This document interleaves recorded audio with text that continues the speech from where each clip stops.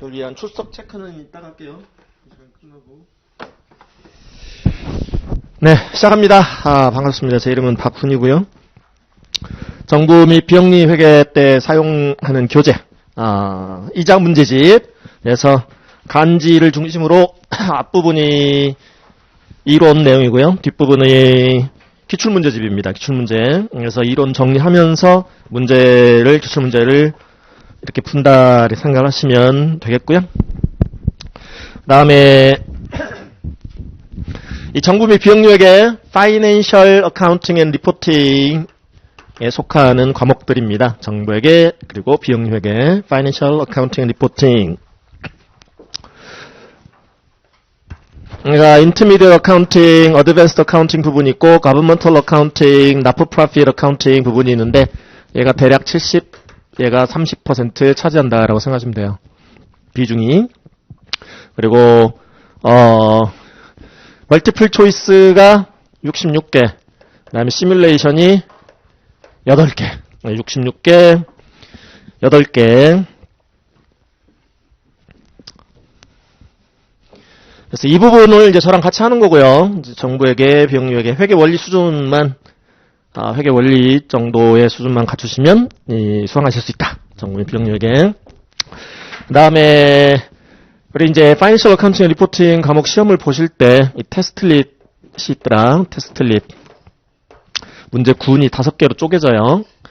하나, 둘, 셋, 넷, 5개로 쪼개지고 멀티플 초이스 테스트릿이 2개, 33개씩 이렇게 멀티플 초이스를 보시게 되고 그 다음에 2개, 3개, 3개 해서 이렇게 8개 시뮬레이션을 보신다라고 생각하시면 돼요.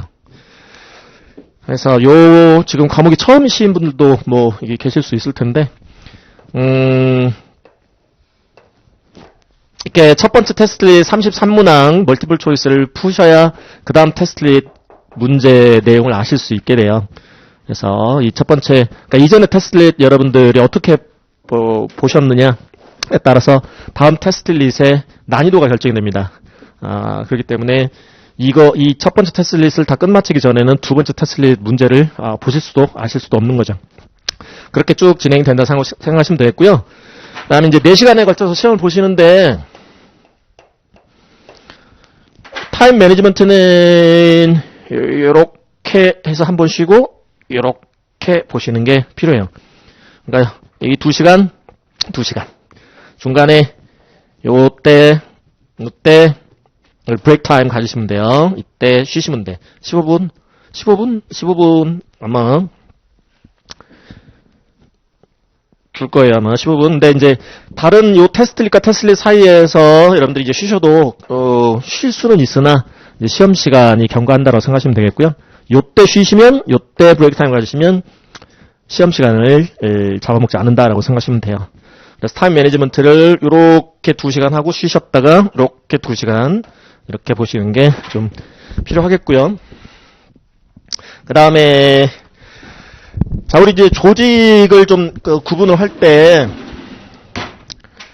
비즈니스 오가니제이션, 비즈니스 ORG, 영리 조직들, 영리 기업들 있을 수 있고요. 그 다음에 정부 조직들 있을 수 있어요.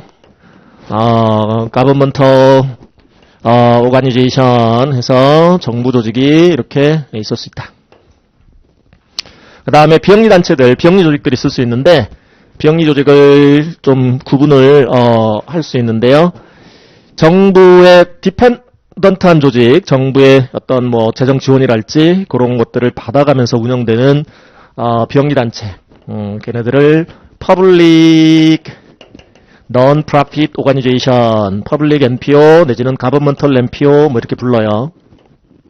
정부로부터 재정 지원을 받아서 의존을 한다. 재정 의존도가 있다. 정부에 대한. 그래서 Governmental NPO, Public NPO. 정부로부터 인디펜던트한 NPO도 있을 수 있습니다. 걔네들을 Private Non-Profit Organization, Private NPO, Non-Governmental NPO 이렇게 불러요.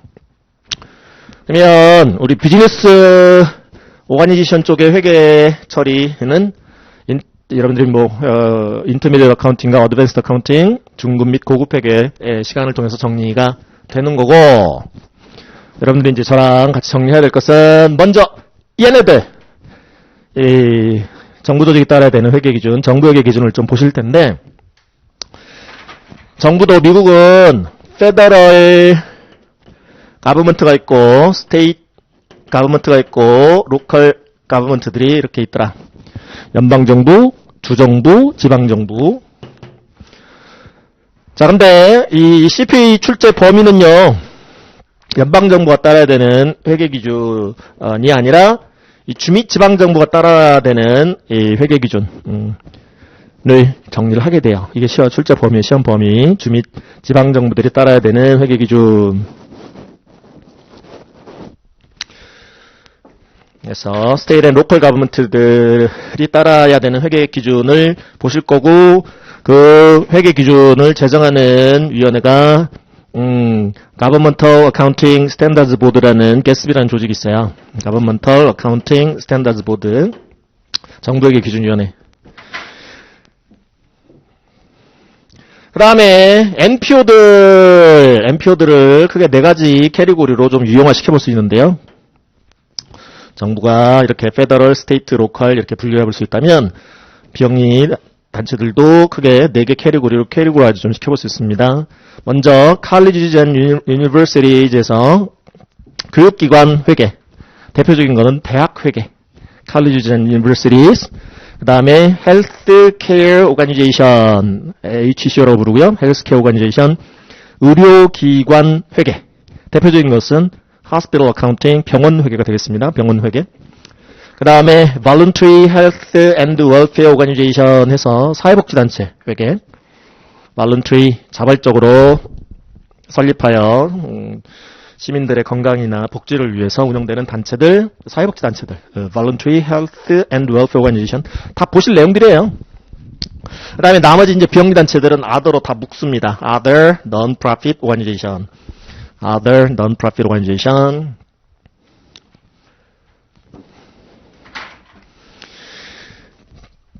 자, 근데 이제 이들 중에서도 프라이빗 섹터가 있고 퍼블릭 섹터가 있을 수 있다는 거죠. 그죠? 대학 중에서도 이렇게 주립대학교랄지 그런데 이렇게 정부에서 지원을 받아서 운영되는 대학교 있을 수 있는 거고, 병원도 그렇고.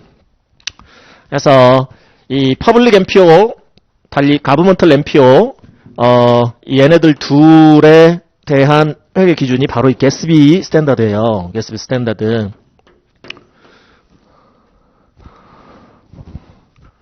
그러니까 국공립 비영리단체들이 따라야 되는 회계 기준이 정부 조직들이, 정부기관들이 따라야 되는 회계 기준하고 똑같은 GASB 스탠다드를 따르기 때문에 우리가 정부회계 쪽을 커버를 하잖아요. 정부회계 쪽 정리가 끝나잖아. 그러면은 퍼블릭과 MPO의 회계 기준 정리도 같이 끝나버리는 거예요. 아시겠죠?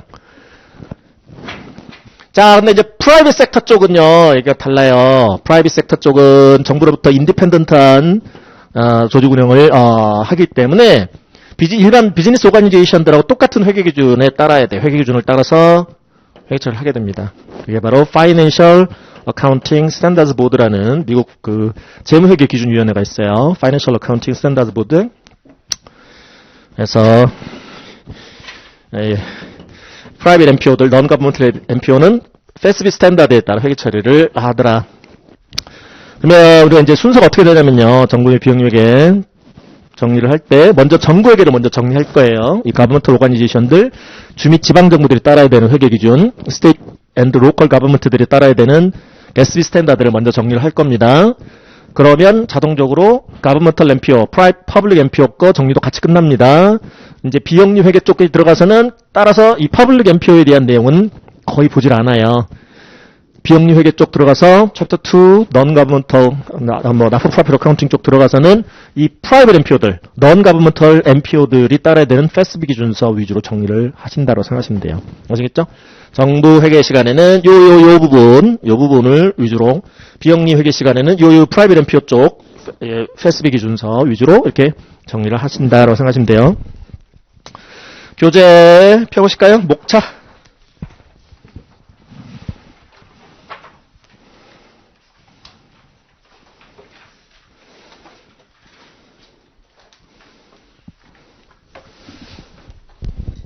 그리고 이거 배점은 50점씩입니다. 얘네들 멀티플 초이스 50점, 시뮬레이션 50점 이렇게 생각하시면 돼요.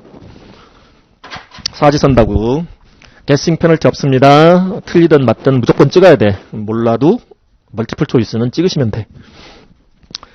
감점 제도가 없으니까 그렇게 하시고 3페이지 교재 3페이지를 봐보시면 테이블 오브 컨텐츠 나와 있고요. 챕터 1이 정부회계고 챕터 2가 비영리회계예요. 챕터 1이 governmental accounting. 그다음 챕터 2가 not-for-profit accounting. 챕터 1이 정부회계, 챕터 2가 비영리회계.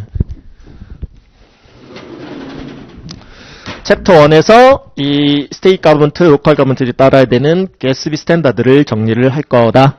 챕터 2에서는 프라이빗 엠피어들, 얘네들 프라이빗 섹터 쪽에 얘네들이 따라야 되는 페스비 스탠다드를 챕터 2에서 정리를 할 거다. 이렇게 생각하시면 되는 겁니다. 자, 출제 비중은 정부에게 비영리회계 절반씩 정도라고 생각하시면 돼요. 이 지금 정부회계 쪽이 한 15%, 비영리회계 쪽이 한 15% 이렇게 생각하시면 되는데 이 개인적으로 느끼는 그 어떤 그 출제 비중의 차이는 있을 수 있어요. 실제 시험을 보실 때 나는 정부회계가 많이 나온 것 같아요. 나는 비영리회계가 많이 나온 것 같아요. 그러나 일단은 비중은 반반씩이다라고 생각하시면 돼요. 그건 이제 느끼는 게 상대적일 수 있어요. 특히 이제 비영리 쪽은 비영리 쪽은 기업회계하고 겹쳐요. 겹치는 부분들이 상당수가 되기 때문에 뭐 체감하는 정도가 비영리회계가 더 많이 나왔어요라고 느낄 수는 있지만 일단 기본적으로 뭐 비중은 반반이다. 15% 정도라고 생각하시면 되겠고요. 그리고 그러면 이거 15면 이거 내용도 절반씩 반반씩 정리를 해야 되는 거 아닙니까? 정부회계 쪽에서 정리하셔야 될 내용이 상대적으로 좀 더 많습니다. 왜냐하면 정부회계 쪽 내용을 정리를 하게 되면 비영리회계 쪽에서 상당히 이렇게 중복되는 부분을 덜 할 수 있거든요. 그렇기 때문에 분량으로 따지면 정리하셔야 될 분량으로 따지면 정부회계가 비영리회계보다 더 많지만 하지만 출제 비중은 반반, 절반 정도다라고 이렇게 생각을 하시고 준비를 하시면 되고요. 그 다음에 정부 및 비영리회계 쪽 영역이 생소하신 분들 많을 거예요. 그래서 아무리 뭐 회계 쪽 전공자분들도 정부 및 비영리회계를 터치 안 하는 학교들이 많아서 생소하실 수 있는데, 근데 시험은 어렵게 출제되지 않습니다. CPA 시험, 정부 및 비영리회계 어렵게 출제 안 되고요. 그리고 항상 정부 및 비영리회계 첫날 첫 회차 때 말씀드리는데 정부 및 비영리회계 정리 잘 해놓으시면요, FAR리가 한번 합격하시는데 효자 노릇 해줄 거예요. 그래서 처음에는 좀 그 생소한 분야로 느껴지실 수 있지만 계속 반복해서 이렇게 정리를 하게 되고 큰 어떤 이 틀을 먼저 저와 함께 정리를 하고 계속 이제 살을 붙여 나가면서 계속 반복될 거예요. 용어도 생소하고 그럴 수는 있으나 언젠가는 아주 쉬워지는 시점이 올 겁니다. 그래서 정부 및 비영리회계는 남들 맞는 거는 똑같이 맞춰주면 돼요. 남들 다 쉽게 맞추는데 혼자만 틀리면은 그러면 곤란하고 그래서 어느 정도 수준까지만 정리를 하시면 정부 및 비영리회계 문제는 아주 쉽게 느껴지실 거다라고 생각하시면 돼요. 아시겠죠? 그러니까 중간에 포기하시면 안 돼. 정부 및 비영리회계를 포기하시면 이거 말고 그냥 나머지 중급 고급 회계에 집중해서 뭐 합격하지 뭐 이렇게 생각하시면은 큰 오산입니다. 정부 및 비영리회계를 정리 안 하시면 절대 파이낸셜 어카운팅 리포팅 가면 합격을 하실 수가 없어요. 아시겠죠? 그리고 시뮬레이션은 정부회계 쪽에서 딱 한 번 나온 적이 있네요. 시뮬레이션은 이쪽 중급 및 고급 회계 쪽에 집중된다고 생각하시면 돼요. 그러니까 얘네들은 주로 멀티플 초이스에서 출제가 되고 가버먼털 어카운팅 쪽에서 시뮬레이션 출제될 가능성은 있어요. 아주 없는 건 아니고 아예 없는 건 아니고 있기는 있지만 대부분은 시뮬레이션 문제는 중급 및 고급 회계 쪽에서 출제가 된다라고 아시면 됩니다. 자, 지금 목차 내용을 세부 그 챕터의 절 내용을 절 목차를 다 지금 보셔봐야 눈에 잘 안 들어오실 거고요. 나중에 이제 복습하시면서 리뷰하시면서 한번 이제 보시면 눈에 들어올 겁니다. 그러니까 크게는 이제 정부회계부터 정리하고 뒤에 이제 비영리회계 정리한다. 5페이지 챕터 1.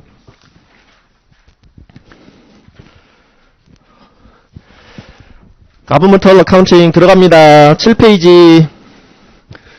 한 2주 정도, 즉 4회차 정도까지는 멍 할 수 있습니다. 이게 총 16회차로 구성되어 있고, 뭐 중간에 이제 2회차 시험을 보실 텐데, 처음에는 이제 그 용어에 익숙해지시느라고 좀 멍할 수 있는데, 그걸 자꾸 극복하시기만 하면 돼요. 아시겠죠? 계속 반복된다. 반복. 용어가 계속 반복될 거다. 처음에는 이게 무슨 소리야 라고 이렇게 느끼실 수 있겠지만 그게 당연한 거다라고 생각하시면 돼요. 그게 당연하다. 언젠가는 익숙해지겠지? 이렇게 생각하시면 됩니다. 먼저 introduction입니다. 제1절 introduction to governmental accounting.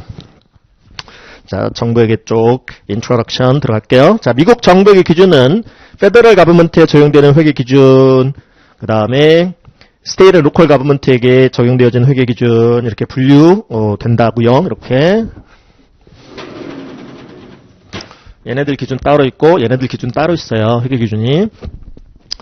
그래서 근데 US CPA 시험 출제 대상은 바로 스테이트 로컬 가버먼트에 적용되어지는 회계 기준이다. 그래서 표 jurisdiction 페더럴 가버먼트에 대해서 적용되어지는 권위 있는 Authoritative Gap Standard Setting Body가 Federal Accounting Standards Advisory Board라는 FASAB라는 곳에서 연방정부가 따라야 되는 이 회계 기준을 제정합니다. 네, 그거는 우리가 정리하셔야 될 범위가 아닙니다. State and Local Governments 요쪽 Governmental Accounting Standards Board 그래서 정부회계 기준위원회가 제정 공표하는 정부회계 기준서, 정부회계 기준을 정리를 하셔야 되는 거예요. 자, 큰 1번 Key Characteristics of Governmental Accounting 정부회계의 주요 특성부터 정리를 좀 해볼게요. 그래서 Governmental Accounting 쪽은 Governmental Organization, 주 및 지방정부 조직들이 수행하는 각종 활동에 대한 경제적 정보를 회계정부 이용자들한테 프로바이딩하는, 제공하는 회계 분야인데요. 여러분들이 중급 및 고급 회계 쪽에서 정리하는 Commercial Accounting, 기업 회계 쪽하고 마찬가지로 회계 정보 이용자들에게 그들의 의사결정, 그들이 뭔가 결정을 하려고 회계 정보를 이용을 하게 될 건데요. 그 Financial Statement 유저들, Financial Report 그 유저들한테 그들의 의사결정에 목적 적합하고 유용한 의사결정에 도움을 줄 수 있는 그러한 정보 제공을 하는 게 목적입니다. 가장 주된 목적, 회계정보 이용자들한테 그들의 의사결정에 useful information을 provide 하는 게 지금 목적입니다. 그래서 그런 점은 동일하죠. 기업회계 쪽도 기업회계 기준을 이렇게 회계 기준을 제정하고 그거에 따라 회계 처리를 해서 회계정보 이용자들한테 정보 제공을 하도록 그렇게 해서 회계정보 이용자들이 그들의 의사결정에 도움을 받을 수 있도록 하라고 하듯이 우리 쪽도 마찬가지다. 정부회계 기준도 마찬가지다는 거죠. 주민 지방정부가 그들의 각종 활동 또 각종 사업 수행하고 그런 이제 거래나 사건들을 일정한 회계 기준에 따라 정부회계 기준이라는 기준에 따라 이렇게 인식하고 또 리코딩 기록하고 보고하고 그렇게 해서 정부 이용자들, 이쪽도 정부 이용자들이 있단 말이죠. 정부 이용자들에게 그들의 의사결정에 또 유용한 정보를 제공하는 것을 목적으로 하세요라고 하고 있어서 그러한 이제 공통점도 있고요. 또 회계 시스템, 또 방법, 예를 들어서 더블 엔트리 시스템, 복식 부기 시스템, 차변 대변 이렇게 처리하는 그런 부분도 똑같습니다. 기업 회계나 정부 회계나. 그러나 차이점도 존재합니다. 그런 공통점도 있지만 차이점. 그래서 공공성 추구 등의 그런 가버먼트 오가니제이션 정부 조직의 특수성 때문에 비즈니스 오가니제이션들하고는 다른 다음과 같은 주요 특징들이 있더라.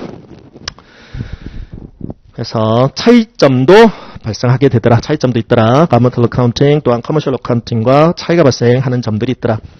같은 점도 많지만 차이점도 있을 수밖에 없습니다. 정부 조직이라는 어떤 특수성 때문에 있을 수밖에 없다. 자, 먼저 특성 중에 양가로 1번 absence of profit motive입니다. 이윤동기의 부재. 그래서 가버먼트 오가니제이션들은 정부 조직들은 주민 지방정부는 전기, 가스, 수도와 같은 퍼블릭 유틸리티즈를 수행하는 가버먼털 엔터프라이즈를 제외하고는 우리 유틸리티즈 얘기가 나오면요. 보통은 각종 제세 공과금을 말합니다. 유틸리티즈 하면 전기요금, 가스요금, 뭐 상하수요금 그런 걸 말하는데요. 우리 정부회계 쪽에서 얘기하는 이 퍼블릭 유틸리티즈는 공기업 얘기한다고 생각하시면 돼요. 공기업. 그러니까 우리나라 따지면 한국전력공사 뭐 이런데 뭐 또 뭐 가스공사 뭐 또 뭐 여러 공사들 있죠. 그죠? 공기업들 이렇게 생각하시면 돼요. 그들을 제외하고는 기본적으로 이윤 추구의 동기가 정부 조직은 없다. 돈 벌려고 정부를 설립하는 건 아니다. 그래서 정부의 주된 운영활동은 바로 국민들에 대해서 다양한 분야의 공공 서비스 제공을 목적으로 설립되는 거다. 공공 서비스 제공을 하려고 정부 조직이 설립되는 거다라는 것이죠. 그래서 같은 뭐 이제 정부 기관이라도 퍼블릭 유틸리티즈 공기업들은 어쩔 수 없죠. 경우에 따라서는 지속적이고도 안정적인 그러한 이제 서비스를 제공하기 위해서 예를 들어서 전기 공급하다가 갑자기 중단되면 곤란하죠. 상하수도 서비스 그런 것들은 약간의 이윤 추구의 동기를 갖고 이렇게 공기업을 운영하게 되더라는 얘기인 거죠. 그래서 그런 경우들을 제외하고는 나머지 정부 기관, 정부 조직들은 프로핏 모티브가 기본적으로 존재하지 않습니다. 어떤 이익을 내려고 이 정부의 각종 사업을 수행하지는 않는다는 말이죠. 공공 서비스 제공을 목적으로 하여 이제 각종 사업을 수행하는 것이지. 그런 차이점이 좀 있고요. 일반 영리 기업들은요, 이런 비즈니스 오가니제이션들은 기본적으로 지금 돈 벌려고 이렇게 사업 운영하는 거 아니겠어요? 그렇죠. 기본적으로 프로핏 모티브가 얘네들은 있지만 얘네들은 특정 공기업을 제외하고는 나머지 정부 조직들은 프로핏 모티브가 존재하지 않습니다. 아시겠죠? 그런 차이점. 다음에 restrictions on raising and spending, 재정을 조달하고요, 사용함에 있어서 각종 구속력이 있는 제한 조건들이 따르는 게 일반적입니다. 자, 가버먼트 오가니제이션들의 리소시즈 조달 및 사용에 있어서는 법에 의한 제약, 또 예산에 따른 제약, 계약에 따른 제약 등등 여러 가지 구속력 있는 제한 조건들이 따르는 경우들이 대부분인데요. 자, 비즈니스 오가니제이션들은 이윤 추구를 위해서 비교적 자유롭게 기업 소유 자원을 사용을 할 수 있지만, 그래서 예산 전용도 쉽게 할 수 있고, 이렇게 영리 기업들은 그럴 수 있지만, 정부는 이렇게 쉽게 이렇게 자원을 조달해서, 즉 재정을 조달해서 쉽게 사용을 못해요. 전용도 쉽게 못합니다. 그렇기 때문에 각종 이제 이 restriction, limitation 이런 것들이 따르는데, 예를 들어서 정부는 이윤 추구 집단이 아니기 때문에 각종 정부가 이 사업을 수행하기 위해서는 재정이 필요한데, 그 재정의 조달의 주된 원천은 바로 세수입니다. 세금 수입, tax is revenue입니다. 세수. 근데 세금도 함부로 정부가 일반 시민들한테 부가징수할 수 있나요? 아니죠. 법과 시행령에 따라서 세금을 부과하고 징수를 해야만 할 것이고, 그 징수한 세금을 함부로 쓸 수 있나요? 함부로 못 쓰겠죠. 그죠? 그래서 소위 예산이라는 것을 편성을 해서 의회의 승인을 받고 법규 형태로 예산이 통과가 돼서 예산에 따라서 재정을 집행하게끔 되어 있습니다. 따라서 예산 집행행위는 법 집행행위라고 생각하시면 돼요.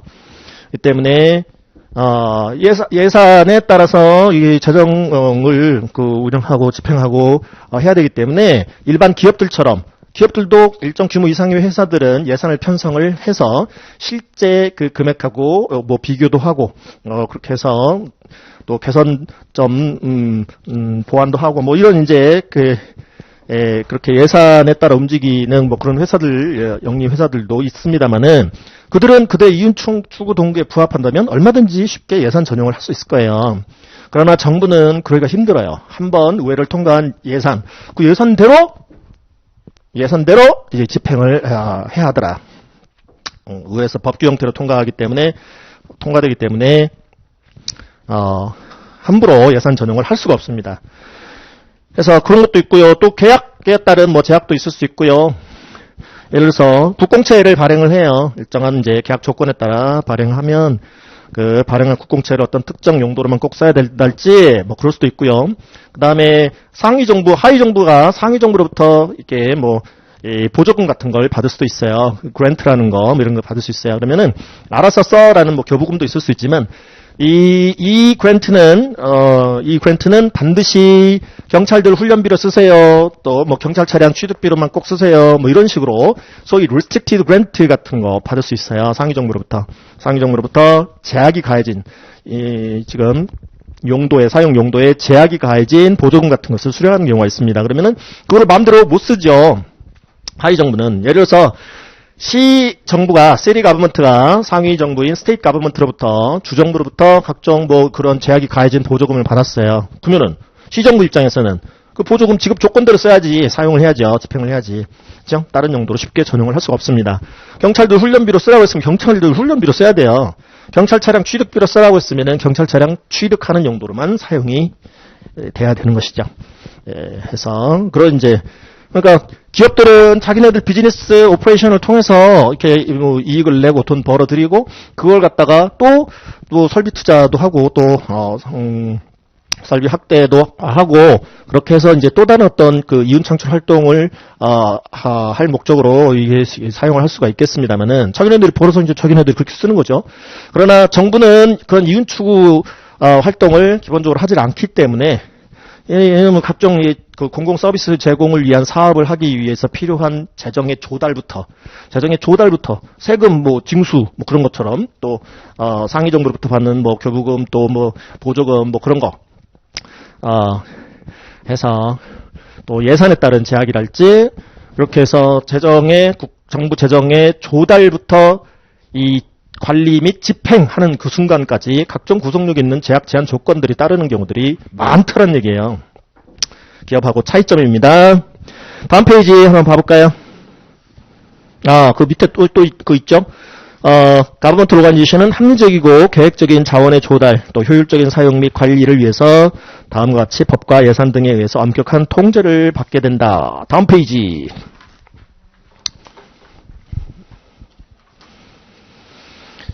법 규정에 따른 세금의 부과 및 또 징수 및 또 사용해야 하더라. 마음대로 세금 부과 징수 사용 못합니다. 그래서 법 규정에 따라서 법과 시행령에 따라서 세금도 부과 징수 그다음에 사용해야 되는 거고요. 그다음에 의회 승인을 받은 예산 한도 내에서 집행하라.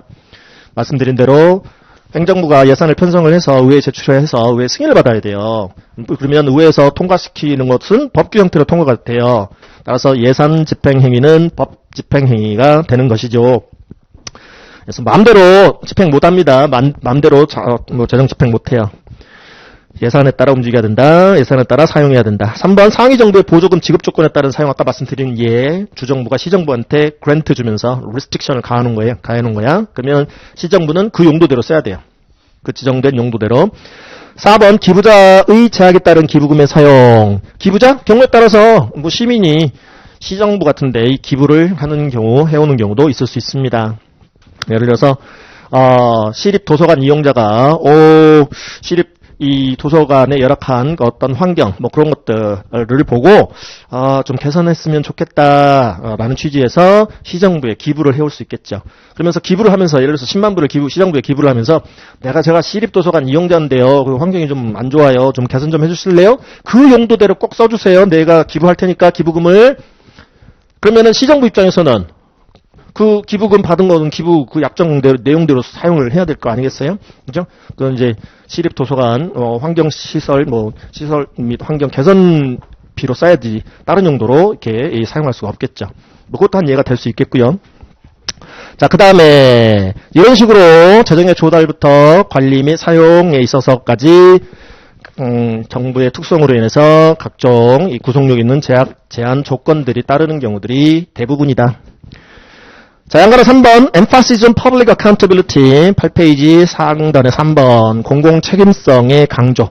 accountability라는 것은 회계의 책임 추적성, 이런 표현을 쓰게 되는데요. 내용을 보시면, governmental accounting은 commercial accounting에서 강조하고 있는 정보 이용자들의 의사결정의 유용한 정보를 제공하세요. 회계정보 이용자들의 의사결정에 목적 적합한 정보를 제공하세요.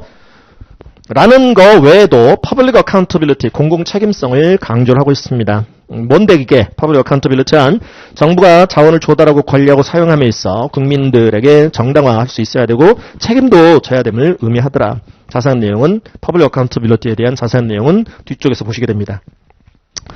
양발 4번 Use of Fund Accounting and Recording of Budget. Fund Accounting의 사용, 기금회계라고 부르고요. Fund Accounting, 기금회계라는 것을 사용하고 Recording of Budget, 예산을 장부에 기록을 하더라. 그래서 앞에서 보셨지만 정부가 조달하는 resources, 자원들, 재정들은 sources, 해당 그 재정의 원천별로 또 usage, 사용 목적별로 여러 가지 구속력 있는 제약 조건들이 따르는 게 대부분이다라고 말씀드렸고, 근데 그러한 이제 제약 조건에 따라 자원을 조달하고 이제 사용도 해야 되고 또 보고도 해줘야 돼요. 정부 이용자들한테. 우리는 각종 제약 제한 조건에 따라서 재정을 조달을 해서 또 사용하고 집행했어요! 라고 데몬스트레이션도 해야 한다는 것이죠. 파이낸셜 리포팅을 통해서, 재무보고를 통해서 증명을 해야 돼요. 우리 그 각종 제약 제한 조건 잘 따랐어요! 컴플라이언스 했어요! 준수했어요! 라는 이 증명도 이제 재무보고서를 통해서 해줘야 됩니다. 이러한 이유로 정부는 각종 제약에 따라 수행해야 될 액티비티별, 활동별로 혹은 달성해야 될 objective, 목적별로 여러 개의 펀드로 구분하여 회계 처리하는 이른바 펀드 어카운팅을 사용을 하고 있더라. 자, 우리 9페이지 먼저 한번 봐보실게요. 9페이지가 정부 회계 쪽에 있어서의 기본적인 큰 프레임이다라고 생각하시면 돼요. 프레임워크, 틀이야, 큰 틀. 그래서 정부 회계 때 보는 내용의 핵심 내용들만 추려놓은 거다라고 생각하시면 돼요. 요 표만 여러분들 머릿속에 이미지 파일로 넣어놓으신다면 아마 정부회계 문제 중에 한 3분의 1 정도는 다 해결하실 수 있을 거예요. 요거 이해하는 게, 이 구조 이해하는 게, 구조 머릿속에 넣는 게 중요합니다. 자, integrated approach라는 표현, 통합적 접근 방법으로 재무보고를 하라라고 하고 있더라라는 얘기는 무슨 얘기냐면, 자, 정부가 이렇게 이 공시하는 회계정보의 지금 사업보고서의 이 이용자들, 회계정보 이용자들은 정말 다양할 수 있습니다. 다음, 한 페이지 넘겨보시면 10페이지 상단에 Objectives of Financial Reporting, 재무보고의 목적, 주 및 지방정부 조직의 재무보고를 하는 목적, 정부의 재무정보 이용자들, 회계정보 이용자들로는 taxpayers, 납세자, 세금을 내시는 분들은 아시겠습니다만 내가 낸 세금이 낭비되지 않고 제대로 된 사업에 사용되기를 원하겠죠. 예산 낭비 없었나? 뭐 이런 거지. 내가 낸 세금이 제대로 사용되었나? 관심을 갖는 납세자들. 그러면은 이 주민지방정부가 발행하는 그 사업보고서를 여기 보면서 재무제표를 보면서 이 예산 낭비 없었나 확인코자 하는 그런 납세자들 있을 수 있고요. 그다음에 voters, 유권자들.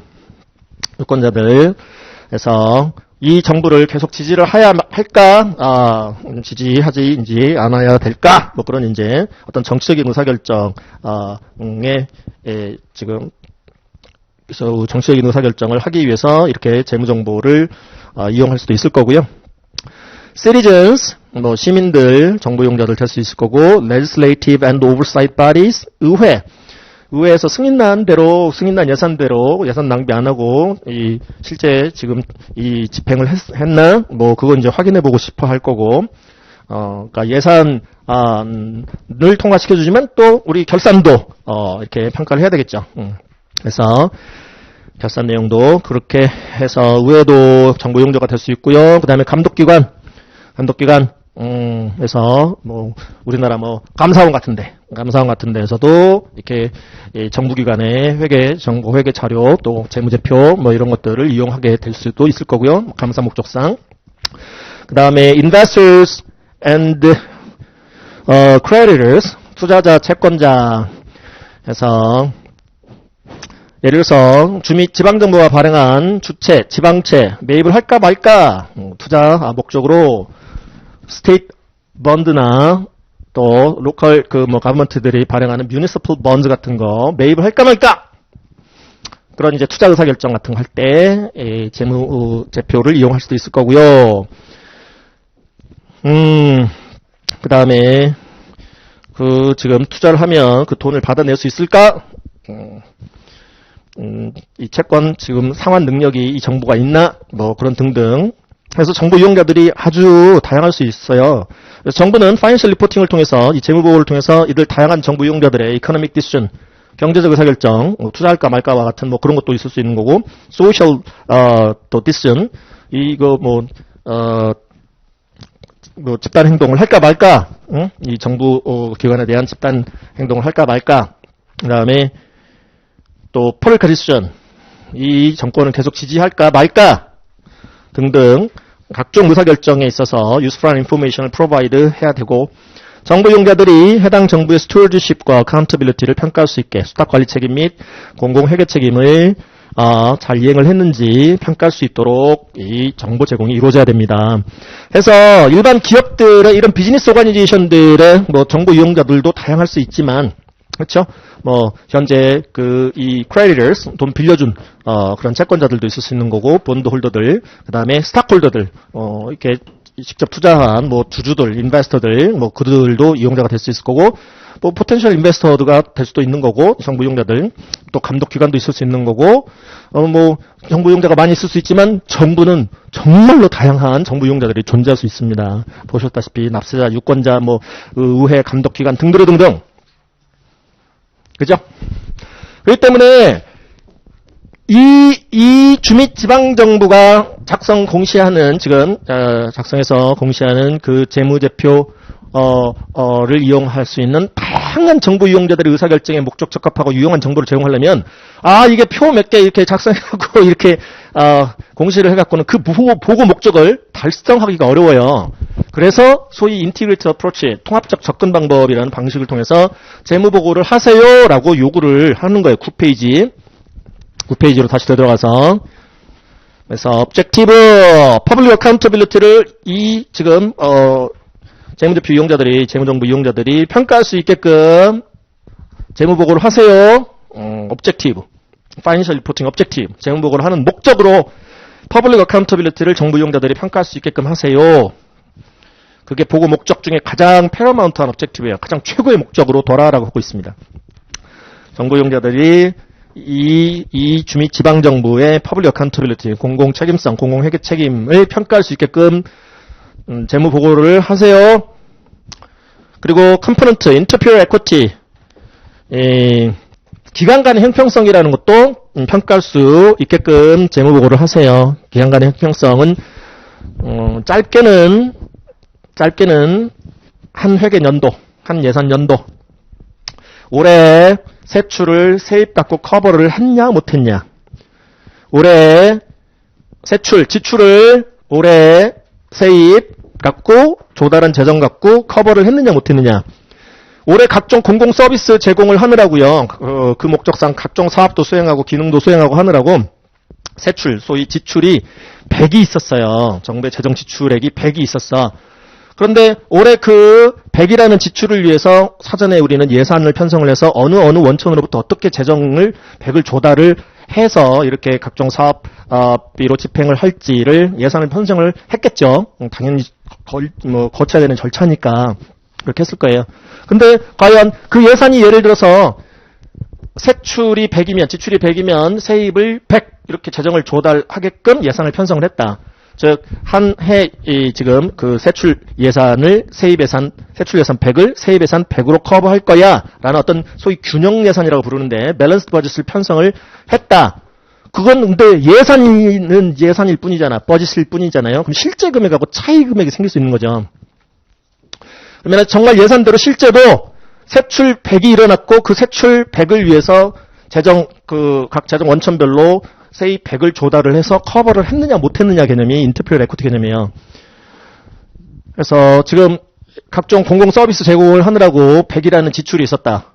만약에 이 실제 재정 조달을 100을 할 수도 있고 100을 넘게 할 수도 있고 100보다 덜 들어올 수도 있어요. 세입이라는 게. 만약에 정말로 예산대로 100이 실제로도 들어와서 올해 지출, 공공 서비스 제공을 위한 지출 100을 올해 세입 갖고 커버를 했다. 그러면은 문제가 없는데요. 만약에 예산과는 달리 실제 세입은 90밖에 안 들어왔다면, 실제 세출은 예산대로 100이 집행이 됐어요. 100의 지출이 일어났어. 근데 올해 세입은 90밖에 안 되면 90 갖고 100을 커버를 못했네. 각종 뭐 경찰, 치안, 국방, 안보 뭐 등등 각종 뭐 교육, 여가, 뭐 문화 이런 이제 정부가 수행해야 되는 이센셜 펑션, 기본적인 필수 기능들이 있는데 그거 기능 수행을 해서 현재 시리즌들한테 커런 시리즌들한테 그런 공공 서비스를 제공하느라고 100이라는 지출이 일어나는데 세입은 90밖에 안 돼. 90 갖고 100을 커버를 못했어. 서비스 제공은 이미 이루어져 버렸는데 100만큼 이루어졌는데 그럼 올해 세출을 세입 갖고 커버 못한다는 얘기는 재정 적자가 10이 났다는 얘기고 그 10은 누군가가 부담을 해야 되는데 그 burden이 누구에게 전가가 될 수 있는 거예요? future citizen한테, 미래의 시민들한테 전가가 될 수 있는 거죠. 계속 정부의 재정이 적자, 누적 적자 폭이 이렇게 쌓이고 국가 채무가 늘어나면 미래의 시민들이, 미래의 시리즌들이 그 책임을 져야 될 거 아니에요. 그렇잖아요. 그러니까 그런 어떤 이 페이먼트 burden이 future 시리즌으로, 저의 시리즌으로 시프팅이 지금 될 수 있다라는 거죠. 그러니까 올해 인터페어 에쿼티를 평가할 수 있게끔 해야 한다라는 것은 올해 지금 지출을, 올해 세출을, 올해 세입 갖고 커버를 했느냐 못했느냐도 평가할 수 있게끔 해준다는 얘기예요. 응? 그래서 올해 지출을 올해 수입 갖고 커버를 했다라는 얘기는 커버를 했다면 지금 재정 균형 올해 지금 재정 적자가 안 났다는 얘기니까 미래 시민들한테 해당 이 부담이 전가가 안 된다라는 평가를 내릴 수가 있을 거고요. 만약에 모자랐다면 미래 시민들이 내가 나중에 또 세금 더 많이 내야 될 수 있겠는데 그런 이제 평가도 할 수 있게끔 정보 제공이 이루어져야 한다라고 보시면 돼요. 그래서 단기간으로는 그렇게 특정 이제 회계 연도, 특정 예산 연도만 생각해 볼 수도 있는 거고요. 그래서 이 해에 세출을 세입 갖고 커버했느냐 못했느냐 그렇게 단기간 측면에서도 바라볼 수 있지만 장기간 측면에서도 좀 생각을 해볼 수 있어요. 미국에서 과거 빌 클린턴 정부부터 시작해가지고 쭉쭉쭉 빌 클린턴은 그나마 국가 부채가 크게 늘어나지 않고 어떤 재정 건전성을 유지한 상태로 다음 조지 W 부시한테 정권이 이제 넘어갔는데 조지 W 부시 8년 동안은 각 방위비 지출이 어마어마해가지고 국가 채무가 굉장히 많이 늘어났고요. 그 다음에 또 버락 오바마 시기도 국가 채무가 2배가 돼버렸고, 그 다음에 도널드 트럼프 정권 4년 동안에도 국가 채무가 늘어나고, 지금도 코로나 바이러스 때문에 존 바이든 정부도 국가 채무가 늘어나고 있는 상태예요, 지금. 그렇다면, 이게 뭐예요? 계속 국가 채무를 다음 정권 계속 이렇게, 넘겨주고 있는 거잖아, 지금. 다 미래 세대들한테 그게 부담이 될 거라는 것이죠. 그러면 계속 이 정권을 지지를 해야 될지 말아야 될지, 그런 이제 정책 의사결정에도 사용이 될 수 있을 거예요. 아시겠죠? 그래서 각종 그런 정보 이용자들의 의사결정에 목적 적합한 정보를 제공하게끔, 유용한 정보를 제공하게끔 보고를 하세요. 근데 정보 이용자들이 너무 다양해. 정부의 재무보고서 이용자들이 너무 다양해. 그들에게 유용한 정보를 제공하려면 다음처럼 하세요. 다음처럼 보고하세요. 자, 일단 기본 재무제표라는 게 나와요. Basic Financial Statements, 기본 재무제표라고 부르고요. 크게 지금 2개 표와 하나의 주석공시상으로 이루어져 있는데, reconciliation 쪽 보시면 왼쪽에 government wide financial statements라는 게 있고요. 이게 정부 단위 재무제표라고 부르고요. 오른쪽에 fund based financial statement, 기금 단위 재무제표라고 불러요. 기금 단위 재무제표. 그 뒤를 이어서 이제 파이낸셜 스테이트먼트 본문 금액들, 숫자들의 정부 이용자들의 언더스탠더빌리티를 인핸스 시켜주기 위해서 정부 이용자들의 어떤 이해 가능성을 높여주기 위해서 주석공시라는 것을 하게끔 되어 있습니다. 반드시 노트 디스클로저, 노트에 거기에다가 이제 숫자에 대한 어떤 이제 추가적인 어떤 설명 같은 것도 덧붙여주고 하는 거죠. 이 3개 항목이 주 및 지방정부들의 재무보고서, 사업보고서에 있어서 베이직 파이낸셜 스테이트먼트라고 불리우는 것들이에요. 기본 재무제표, 이 3개 항목, 정부 단위, 기금 단위, 추적 공시. 근데 앞뒤로 붙는 게 좀 있어요. 그래서 베이직 파이낸셜 스테이트먼트 앞에 붙는 게 MD&A라는 게 붙고요. MD&A, Management Discussion and Analysis. 그래서 재무보고 설명 및 분석 란인데요.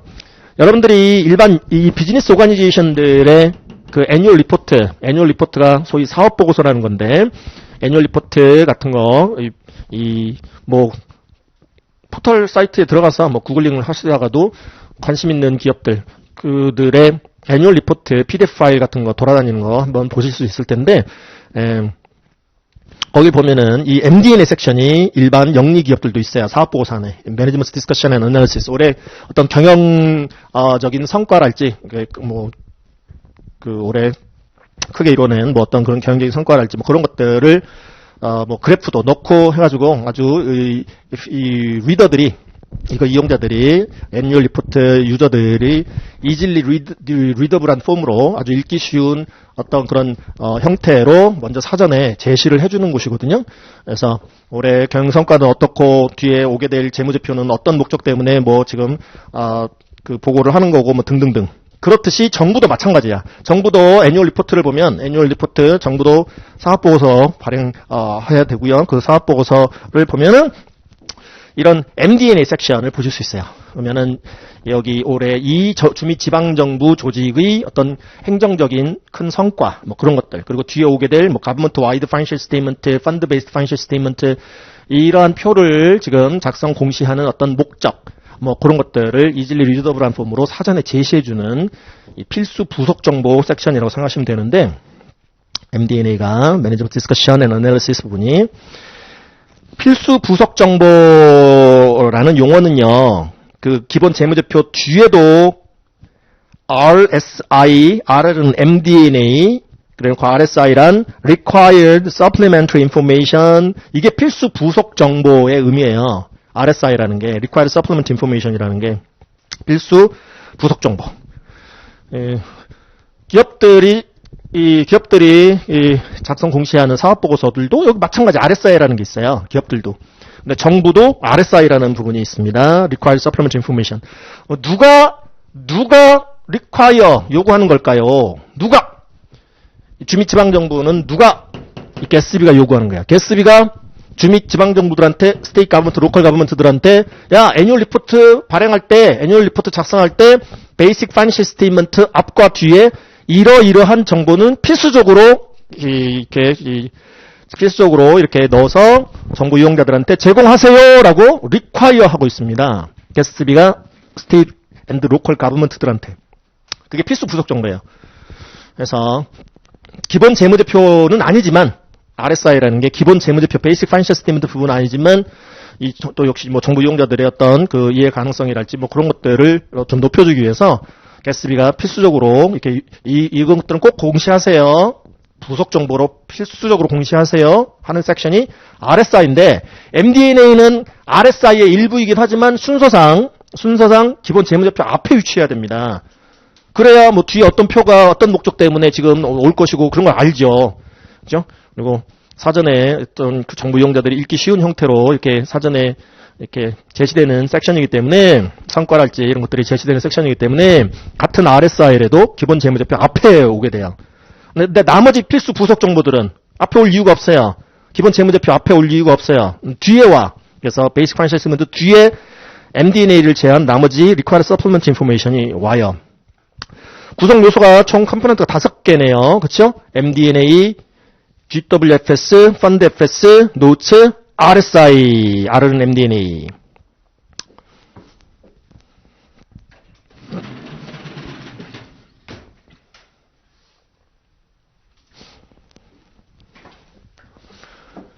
자, 만약에 정부 이용자들, 이 주미지방정부의 사업보고서를 이용하여 뭔가 의사결정을 하려고 하는, 각종 의사결정을 하려고 하는 다양한 그 유저들한테, 그 유저들이 이 재무보고서를 보면서 이 주미지방정부의 퍼블릭 어카운터빌리티, 공공회계 책임을 평가할 수 있게끔 정보 제공을 하세요. 또, 인터피리어드 에쿼티라는 것도, 인터피리어드 에쿼티라는 기간 간의 형평성도 좀 평가할 수 있게끔 해주세요. 단순하게는 당의 세출을 세입받고 커버를 했는지 못했는지, 재정 흑자가 났는지 재정 적자가 났는지 이렇게 평가할 수 있게끔 해주세요. 그러기 위해서는 기본적으로 기본 5개 구성 요소는 반드시 작성 공시하세요. Management, Discussion and Analysis라는 부분, 경영 투입 및 분석, 그 다음에 양대 재무제표, Government, Wide Financial Statement, 정부 단위 재무제표라는 거 하고, 저것만 갖고 부족하니까 Fund Based Financial Statement라는 것도 작성 공시하세요. 그리고 그러니까 표 하나의 한 그 타입의 표만 갖고는 보고 목적 달성하기가 어렵다라는 거예요. 통합적 접근 방법, Integrated Approach. 양대 재무제표를 작성 공시하세요. 이쪽 정보를 필요로 하는 자도 의사결정 목적상 이쪽 표를 표의 정보를 필요로 하는 이용자들도 있을 수 있고, 이쪽 표를 또 이 의사결정에 이용을 하려고 하는 이용자들도 있을 수 있으니까 양대 재무제표를 작성 공시하세요. 이유는 조금 이따 말씀드릴게요. 그 뒤를 이어서 여기 이 표와 이 표의 숫자들의 이용자들의 understandability를 높여주기 위해서, 여기 이제 숫자들이 쭉 있는데 이거 잘 이해를 할 수 있게 해줘야 될 거 아니에요. 이 숫자가 왜 이렇게 나오는지 경우에 따라서는 특정 항목들에 대해서. 그러기 위해서는 항상 주석 공시를 뒤에 해주게끔 돼 있어요. 노트 디스클로저를 붙여주게 돼 있어. 표 뒤에 붙여주게 돼 있어. 여기가 이 중간에 세 개가 뭐다고요? 요요요요요요요 세 개를 뭐라고 부른다? 기본 재무제표라고 부릅니다. Basic Financial Statement다라고 불러요. Basic Financial Statements, 기본 재무제표. 필수 요소인 거죠. 필수 요소. 세 개가 기본 재무제표.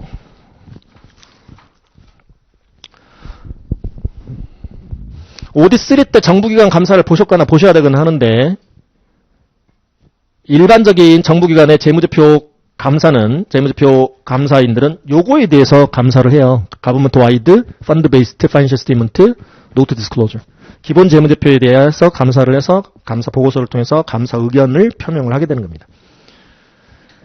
요 세 가지에 대해서. 자, 근데 이제 RSI라는 것도 있더라. 사업보고서를 발행할 경우. MD&A라는 RSI도 있고, MD&A를 제외한 나머지 RSI라는 것도 있더라.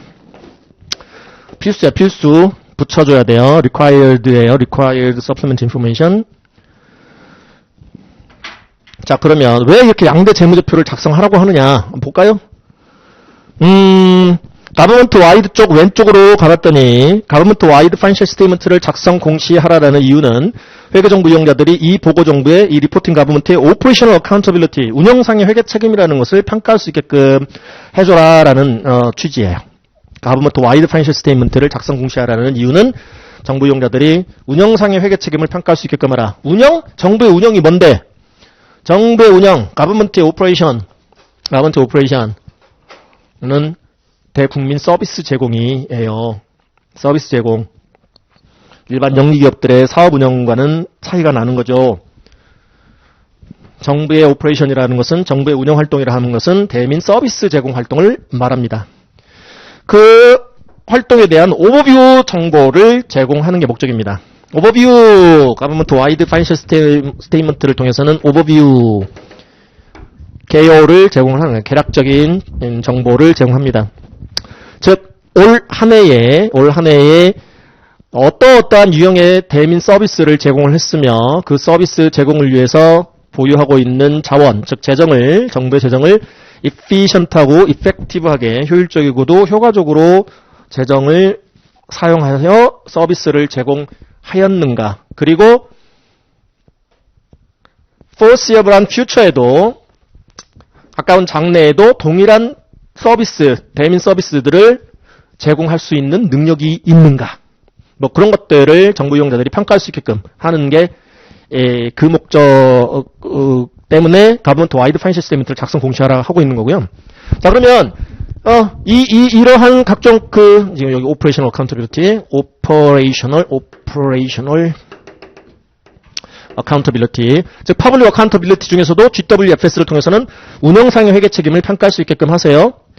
자, 근데 이런 이제 서비스 제공을 하기 위해서는 재정이 필요한데, 구체적으로 상세하게 어떠한 소스들로부터, 어떠한 재정의 원천들로부터 재정들을 어떻게 조달해갖고 어떠한 지금 사업이나 기능을 수행하면서 얼마씩 이렇게 집행을 했느냐라는 디테일 정보를 필요로 하는 정부 이용자들이 있을 수 있겠죠. 저 서비스 제공을 위해서 어떤 원청으로부터 재정을 조달했지? 그렇게 해서 얼마나 어떤 그 서비스나 기능을 제공하기 위해서 얼마씩이나 지출했을까? 얼마씩이나 집행했을까? 그런 디테일 정보를 원하는 정보 이용자들은 Fund-Based Financial Statement를 이용하면 돼요. 오버뷰 정보는 GW, 디테일 정보는 Fund-Based Financial Statement. 오른쪽에 디테일이 나와 있죠? 이 Fund-Based Financial Statement를 통해서는 Fiscal Accountability를 평가할 수 있게끔 하라라는 겁니다. Fiscal Accountability. 재정 상회계 책임. 재정 상회계 책임. 저런 서비스 제공하기 위해서 어떤 지금 원천에서 어떻게 재정을 얼마나 조달해서 어떻게 지금 얼마나 집행을 했는가. 재정 상회계 책임. Fiscal Accountability를 평가할 수 있게끔. 그러기 위해서 쭉쭉쭉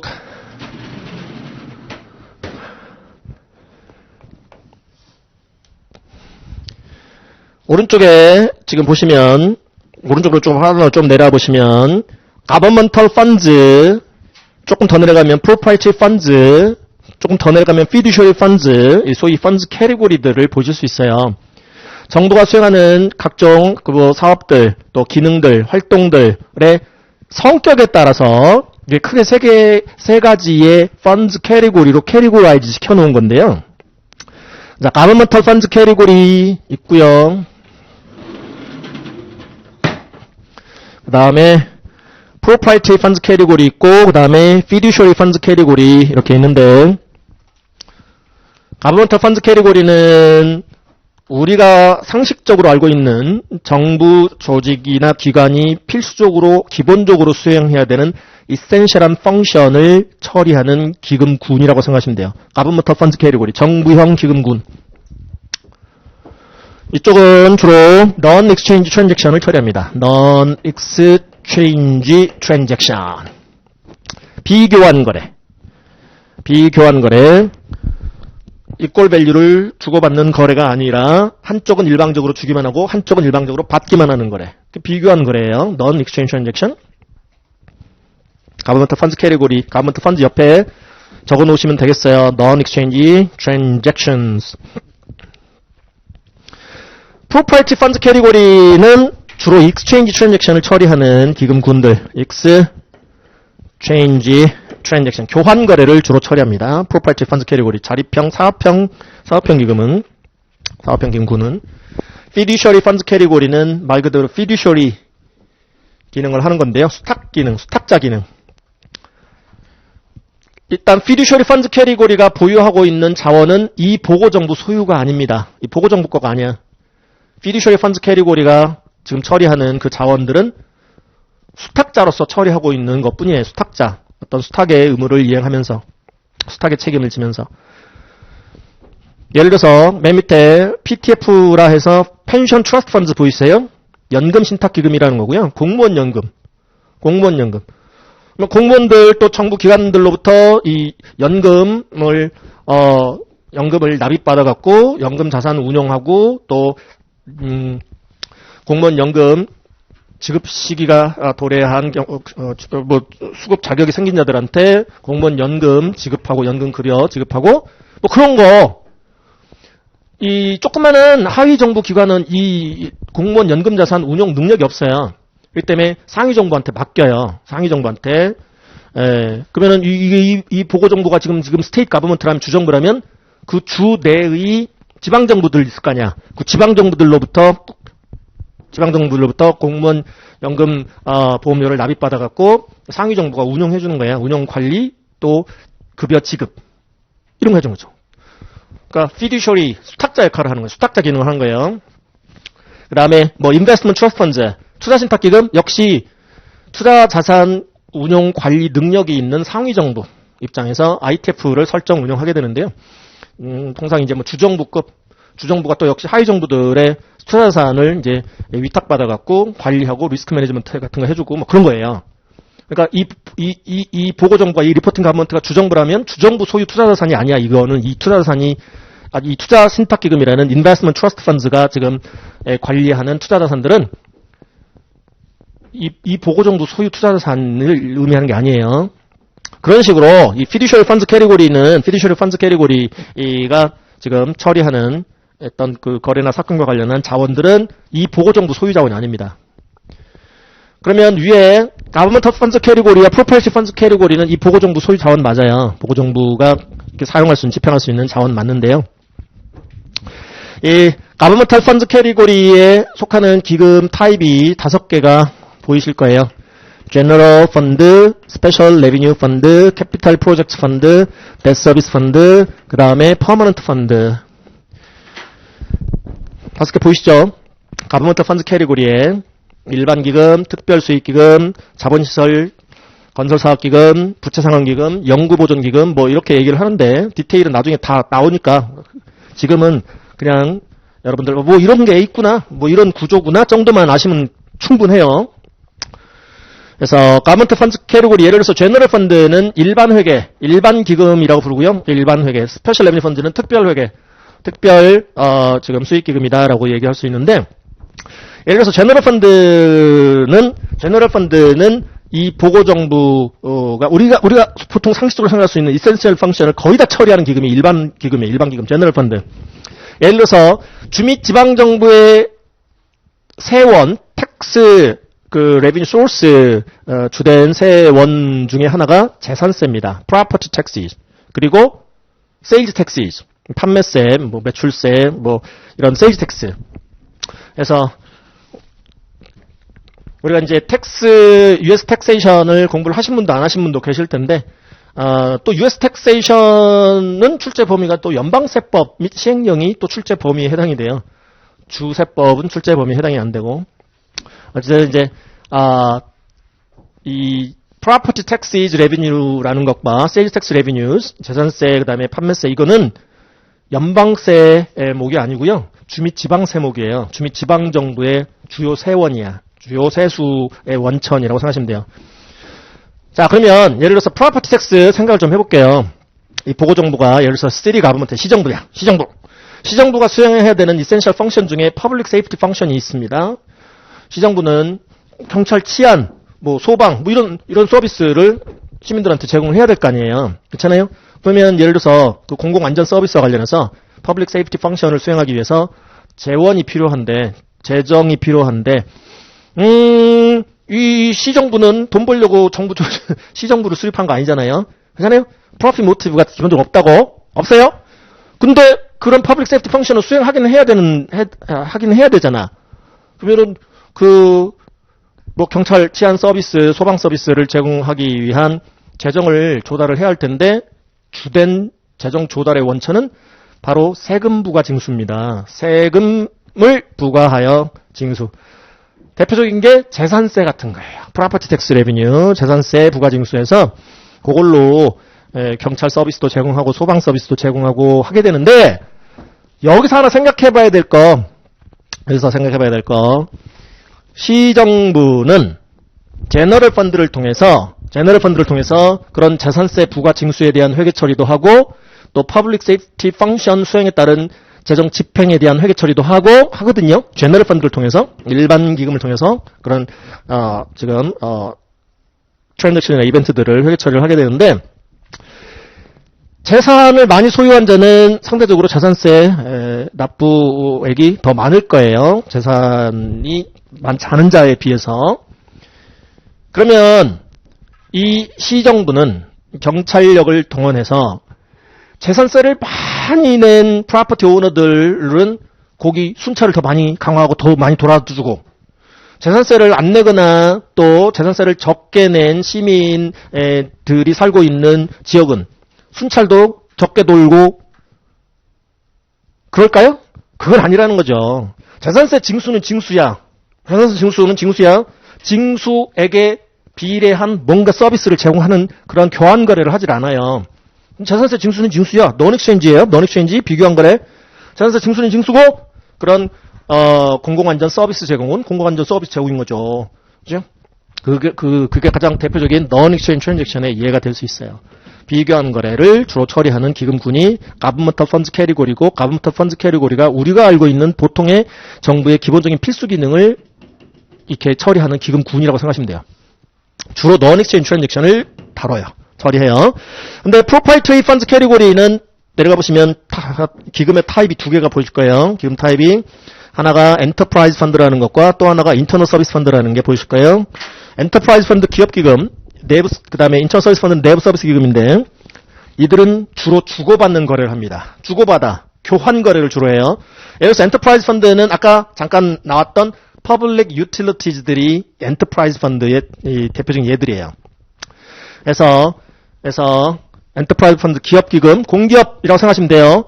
전기 공급 서비스를 이 정부가 책임을 지고 지금 이 시민들한테 제공하고 있어. 전기 공급해주고 있어. 가스 공급해주고 있어. 상하수도 서비스 제공하고 있어. 그런데 그러한 이런 서비스들은, 그런 공공 서비스들은 뭐예요? 지속적이고 안정성 있게 계속적으로 제공을 해야지. 괜찮아요? 약간의 프로핏 모티브가 있을 수 있는 기금군이 있을 수 있어요. 예를 들어서 전기 기금 같으면은 우리나라 한국전력 공사처럼 한전처럼 뭐예요? 전기요금 부과 징수한단 말이죠. 전기요금. 그래요? 전기 서비스, 전기를 사용한 만큼에 비례해서 전기요금을 부과 징수하는 거잖아요. 익스체인지 트랜잭션. 상하수도 서비스 제공하고 사용한 만큼, 서비스 이용한 만큼 상하수도 요금을 부과 징수하는 거죠. 그게 엔터프라이즈 펀드. 그래서 가장 대표적인 게 뭐 그런 거예요. 전기 기금, 뭐 상하수도 기금, 뭐 가스 기금, 뭐 그런 거.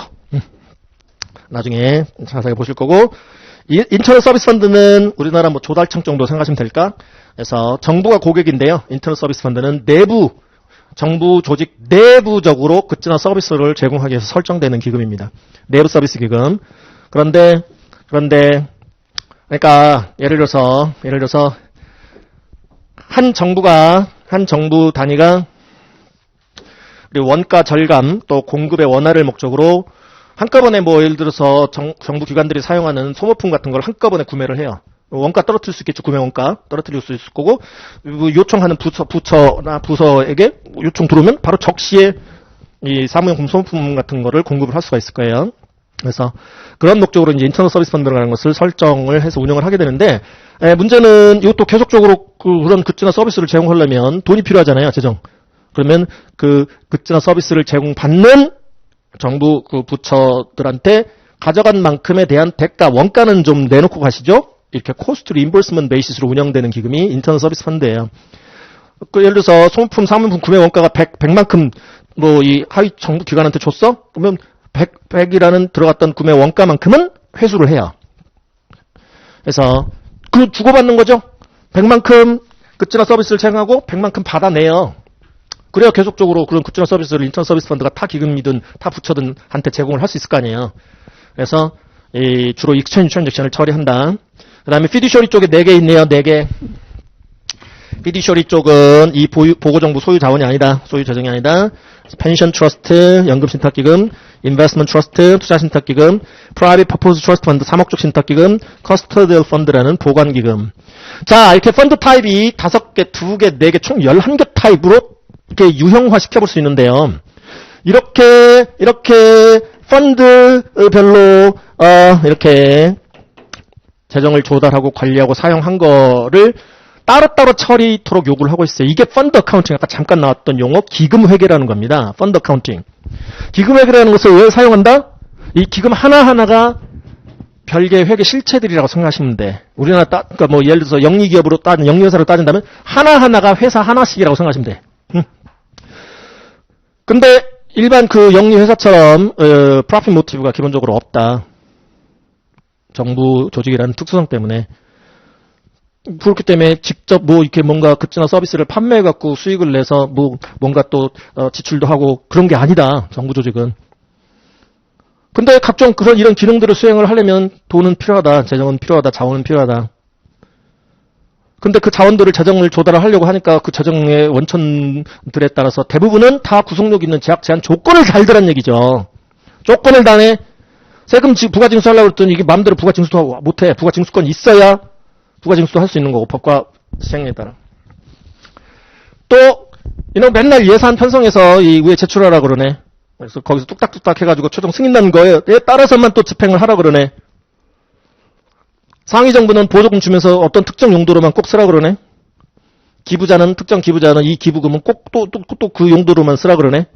그러면 그렇게 재정을 조달을 해갖고 관리하고 사용을 그 각종 구성력 있는 제약 제한 조건대로 집행했어요라는 데모스트레이션까지 해야 된단 말이에요. 리포팅을.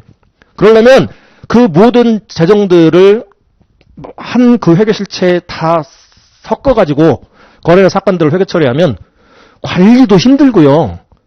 그 제약 제한 조건대로 집행하기도 힘들고요. 그렇게 집행했다 컴플라이언스를 리포팅하기도 힘들어져요. 그렇기 때문에 처음부터 재정 조달할 때부터 어떤 특정 목적들에 따라 또 수행해야 될 특정 활동에 따라서 기금으로 쪼개자. 기금화시키자. 일반기금, 특별수익기금, 자본시설 취득건설사업기금, 부채상환기금, 연구보존기금, 기업기금, 내부서비스기금 이런 식으로 구분을 해서 좀 관리하자. 거래나 사건들도 회계 처리하고 물론 이제 물리적으로까지 어떤 그 자산을 분리를 하라는 건 아니고요. 이렇게 기록해서 보고함에 있어서 재정의 조달부터 사용까지 이렇게 해서 이 각종 이 제약대로 그 집행했어요. 컴플라이언스 했어요. 그런 것들을 보고할 수 있어야 하기 때문에 정부의 특수성 때문에 이렇게 펀드 어카운팅을 사용하는 거예요.